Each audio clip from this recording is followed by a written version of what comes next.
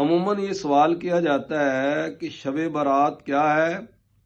اور اس رات کی فضیلت کس حد تک ہے۔ محترم ناظرین، شب برات جس کو احادیث میں لیلۃ نصف شعبان کہا گیا ہے، یعنی 15ویں شعبان کی رات، اس رات کی فضیلت اور اہمیت کے بارے میں 10 صحابہ کرام رضی اللہ تعالی عنہم سے مروی احادیث ہیں، جن کو ابن ماجہ، جامع ترمذی، مسند احمد بن حنبل،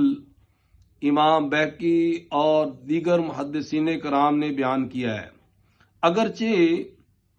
ان روایات کی اسناد میں محدثین کو کلام ہے، لیکن صحابہ کرام، تابعین، تبع تابعین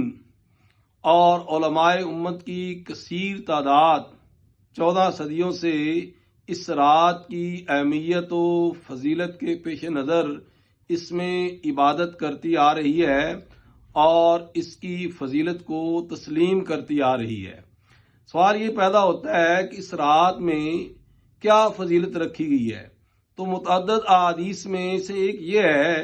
کہ نبی اکرم صلی اللہ علیہ وآلہ وسلم نے فرمایا کہ اس رات عرب کا جو قبیلہ بنو کلب تھا،